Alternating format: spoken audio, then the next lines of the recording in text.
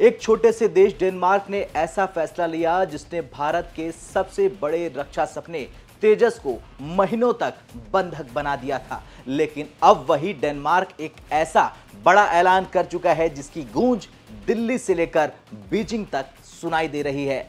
आज पूरा भारत खुशी से झूम रहा है क्योंकि जिस ऐलान का इंतजार पूरे भारत को महीनों से था वो आखिरकार हो गया है। क्या है वो ऐलान, क्या है वो फैसला, क्यों चीन और पाकिस्तान की नींद उड़ने वाली है और अब भारत किस तरह बन रहा है दुनिया की नई रक्षा महाशक्ति। मित्र देश के इस स्पेशल एपिसोड में हम आपको इसकी पूरी कहानी परत दर परत तथ्य और डेटा के साथ तो बने रहिए भारत तक के साथ। दरअसल भारत का सपना रहा है एक ऐसा स्वदेशी लड़ाकू विमान तैयार करने का जो न केवल हमारी सीमाओं की रक्षा करे बल्कि पूरी दुनिया को ये संदेश भी दे कि भारत अब रक्षा क्षेत्र में किसी पर निर्भर नहीं है। तेजस लाइट कॉम्बैट एयरक्राफ्ट इस सपने का प्रतीक है, प्रमाण है। तेजस को भारतीय वायुसेना ने हरी झंडी दे दी है। HAL ने इसे तैयार किया है और मार्च 2024 से 83 विमानों की डिलीवरी शुरू होनी थी। लेकिन जैसे जैसे महीने बीतते गए न एक विमान बना न एक स्क्वाड्रन इंडक्शन हुआ। राष्ट्र प्रतीक्षा में था, पूरा देश प्रतीक्षा में था। विरोधी देश ताने मार रहे थे और रक्षा एक्सपर्ट सवाल पूछ रहे थे कि आखिर तेजस कहां रुक गया, कहां अटक गया। दरअसल इसके पीछे है तेजस का इंजन। GE F404 को चलाने के लिए एक बेहद छोटा लेकिन अहम उपकरण चाहिए, इंजन चार्ज एम्पलीफायर। इसे समझ लीजिए जैसे कार का इक्शन सिस्टम है वैसा ही है, बिना इसके इंजन स्टार्ट नहीं होने वाला। डेनमार्क ने इस छोटे से पुर्जे को डुअल यूज कैटेगरी में डालकर उस पर एक्सपोर्ट पर बैन लगा दिया। मतलब तेजस की पूरी प्रोडक्शन लाइन थम गई। HAL हाथ मलता रह गया, वायुसेना भी इंतजार करती रह गई। और फिर दूसरी तरफ दुश्मन देशों ने यह सोचकर बैठ गए कि भारत का सपना अब टूट गया। चीन और पाकिस्तान में हल्की फुल्की खुशी का माहौल बन गया। पाकिस्तानी मीडिया चिल्ला चिल्ला कर चीख के कहने लगी कि भारत स्वदेशी लड़ाकू विमान बनाने में नाकाम हो गया। लेकिन असली कहानी तो पर्दे के पीछे लिखी जा रही थी। भारत ने 2 मोर्चों पर एक साथ जंग छेड़ दी। पहला मोर्चा क्या है वो जान लीजिए। पहला मोर्चा है कूटनीति का। सितंबर 2024 में भारत ने डेनमार्क के साथ शांत लेकिन दृढ़ बातचीत शुरू कर दी। भारत ने साफ कर दिया कि यह पुर्जा भारत की राष्ट्रीय सुरक्षा के लिए बहुत जरूरी है और इसका उपयोग पूरी तरह से डिफेंसिव है। अब दूसरे की बात करें तो दूसरा है स्वदेशीकरण। HAL और बेंगलुरु की एक निजी फर्म को गोपनीय मिशन दे दिया गया। इसी पुर्जे का मेड इन इंडिया वर्जन बनाना है और जल्दी से जल्दी बनाना है, यानी कि डबल सोर्सिंग स्ट्रेटजी। अगर बाहर से सप्लाई रुके तो देश के अंदर से विकल्प तैयार हो, और इसका परिणाम सामने आ गया। डेनमार्क दबाव में आकर एक्सपोर्ट बैन हटा देता है और साथ ही भारत में बना पहला स्वदेशी इंजन चार्ज एम्पलीफायर भी तैयार हो जाता है और अब तेजस के पंखों पर कोई रोक नहीं है। आज की तारीख में भारत के पास दोहरी ताकत है।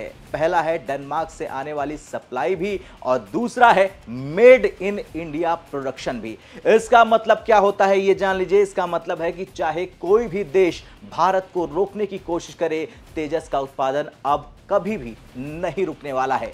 भारतीय वायुसेना को तेजस MK1 लड़ाकू और 10 ट्रेनर मिलेंगे और हाल ही में मंजूर हुए 97 अतिरिक्त MK1A का उत्पादन भी रिकॉर्ड समय में होगा। कुल मिलाकर आने वाले 5 सालों के भीतर, 5 सालों के अंदर 200 से अधिक तेजस भारतीय आसमान में दहाड़ेंगे और पाकिस्तान की नींद उड़ाएंगे। इस फैसले का पहला और सबसे बड़ा झटका चीन को ही लगा। चीन ये अपने दिमाग में बैठा चुका था, वो सोचने लगा था कि उसके J-20 और J-16 विमानों की संख्या भारत पर भारी पड़ेगी। लेकिन खेल हो गया गुरु।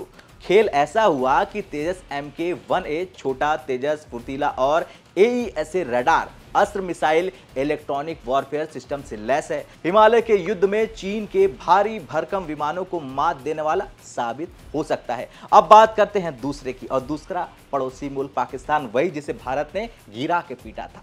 पाकिस्तान को JF-17 जिस पर पाकिस्तान इतराता है वो तेजस के सामने खिलौना है। बच्चा है। अब तेजस स्क्वाड्रन सीमा पर होंगे तो पाकिस्तानी पायलट उड़ान भरने से पहले 100 बार सोचेंगे। यानी डेनमार्क के ऐलान ने पड़ोसियों की जो अकड़ है वो पूरी तरह से तोड़ दी है। और ये जीत सिर्फ पड़ोसियों तक सीमित नहीं है, भारत ने अमेरिका और पूरी दुनिया को भी ये संकेत दे दिया है कि अगर किसी ने हमें रोका तो हम खुद रास्ता बना लेंगे, ऑप्शंस क्रिएट कर लेंगे।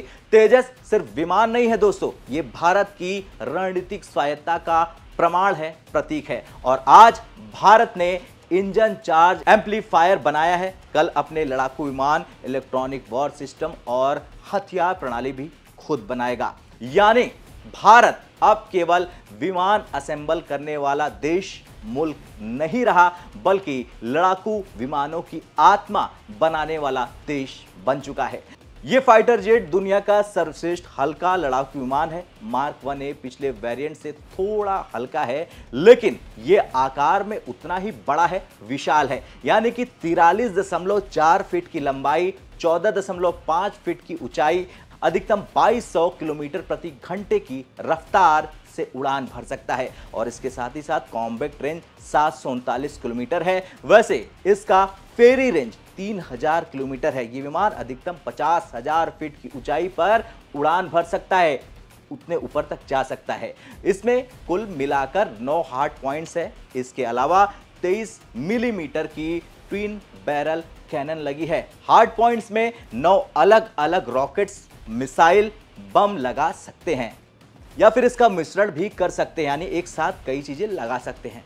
अब सबसे बड़ा फायदा रक्षा निर्यात की बात करते हैं।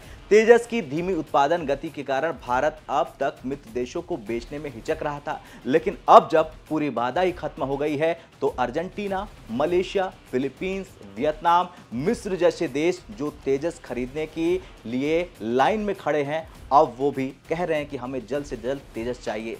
भारत अब दुनिया के उस एलीट क्लब में शामिल होगा जो लड़ाकू विमान निर्यात करता है। यानी कि एक छोटे से पुर्जे पर मिली जीत ने भारत को रक्षा निर्यात महाशक्ति बनने की राह पर ला खड़ा किया है। खैर, एक छोटा सा उपकरण जिसे डेनमार्क ने रोक रखा था, अब अगर भारत हार मान लेता उसे लेकर तो भारत का सपना टूट जाता। लेकिन ये नया भारत है, ये भारत समस्याओं के सामने झुकने वाला नहीं है, किसी के दबाव में झुकने वाला नहीं है। और भारत, अब जो नया भारत है, वो समाधान करता है। आज तेजस सिर्फ एक विमान नहीं है, बल्कि आत्मनिर्भर भारत की असली उड़ान है। आज हर भारतीय का सिर गर्व से ऊंचा है, क्योंकि डेनमार्क का ऐलान भारत की जीत है। अब आसमान में गूंजेगा सिर्फ एक आवाज, तेजस की दहाड़, भारत की ताकत। जय हिंद।